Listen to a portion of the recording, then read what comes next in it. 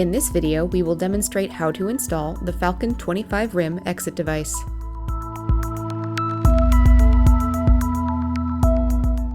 We will install a Falcon 25 rim device with a 512 NL trim on a hollow metal door that has been prepped according to Falcon templates. For other device and trim variations, please follow the installation instructions. These are the tools you will need.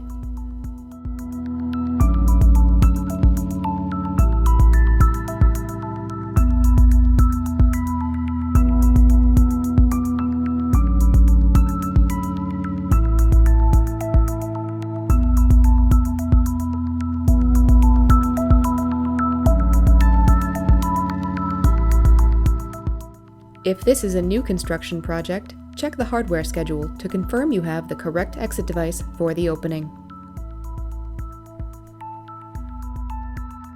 In the box, you will find the 25 rim device, trim and cylinder, drill template, fasteners, dogging key, strike, end cap and end cap bracket, and installation instructions. Use only fasteners provided with the exit device.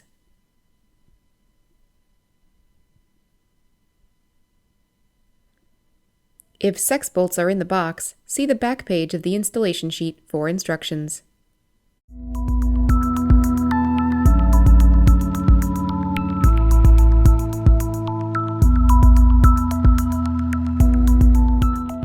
This opening had previous devices installed. Please disregard any other prep you may see on the frame. Mark up from the finished floor 40 1/2 inches. Using the square, draw a horizontal line to the edge of the door. This is your center line. Close the door and mark a dot on the frame where the center line meets the frame. Use the square to extend that line across the frame. Place the strike on the frame with the strike body against the door. Align the center hole over the center line and mark the 2 slotted holes.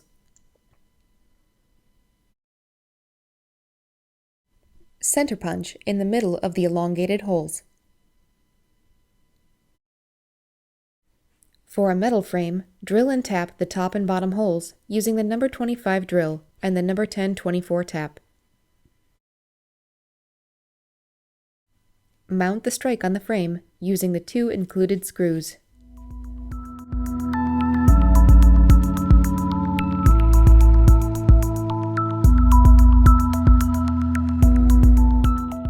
Position the plastic template on the door as shown. The arrow on the hinge side of the template should be pointing to the center line. Mark the upper and lower vertical lines indicated by the arrows.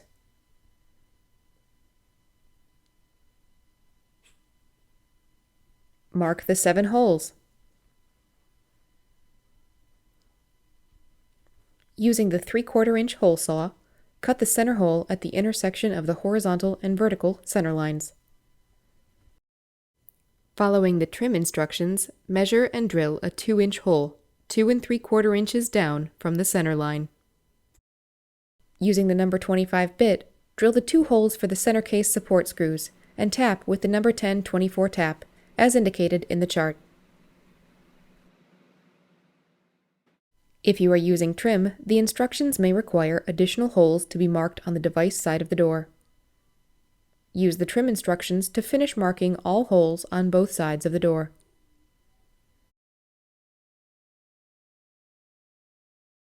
Whenever you want. When transferring your vertical line from the inside of the door to the outside of the door, keep in mind that the bevel of the door can change the location of that vertical line. When you drill your prep holes, a good practice is not to drill them all the way through. Start on the inside and drill that one first, then move to the outside of the door and drill your hole from that side. And keep in mind that not all holes are the same size on both sides of the door. Using a 1/4 inch drill bit, drill the 4 holes on the device side of the door. Transfer the horizontal center line to the trim side of the door.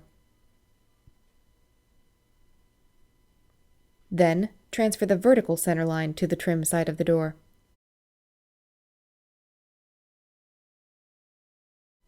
Using the template, line up the arrows with the center lines, then mark the 4 holes to be drilled.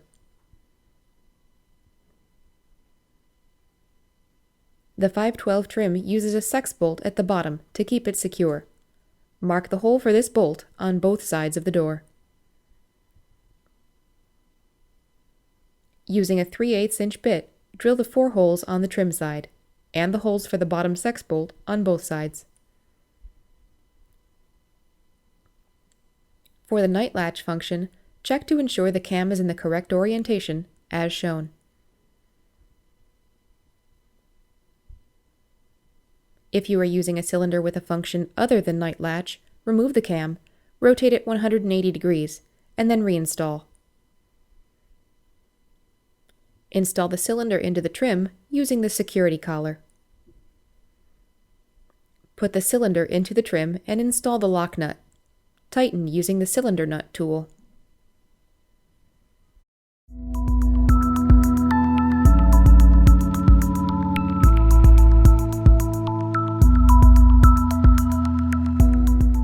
There must be a minimum of 1.5 inches of clearance between the end of the exit device with the end cap removed and the frame. If there is not, your exit device will need to be cut. With the door closed, mark the position of the stop on the door. Measure and mark a line that is a minimum of 1.5 inches from the mark.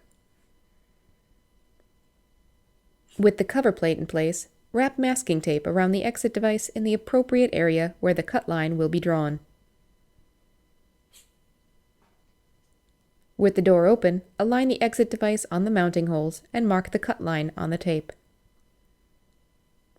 Using a square, mark the cut line on the tape all the way around the exit device. Carefully cut the exit device. Ensure the cut is square. Using a miter box can help. Remove any burrs with a file. Install the bottom bolt on the device side of the door to hold the trim in place. Secure the center case to the door and trim with the 4 provided screws.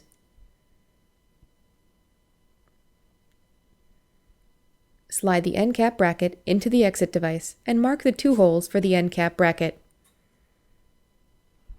Use a level on the exit device to ensure proper positioning. Drill and tap the holes for the end cap bracket.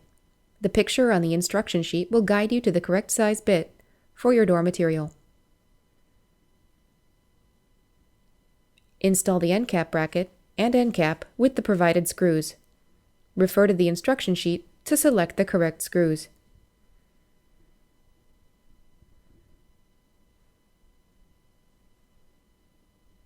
Install the 2 center case support screws.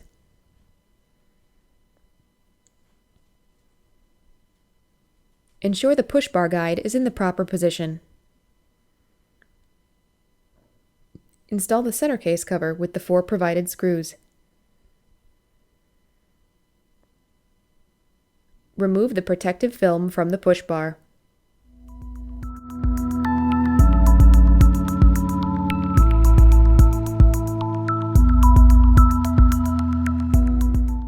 Measure the distance between the roller on the strike and the center case.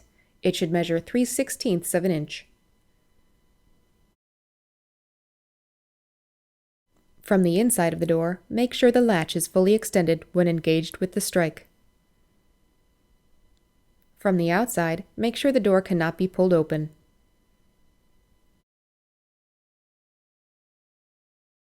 If the latch doesn't fully engage, the strike can be moved closer to or farther away from the door stop. If the door can be opened from the outside, a shim may be used under the strike. Complete the installation by securing the strike with the 3rd screw. For assistance, contact customer care. at 877-671-7011.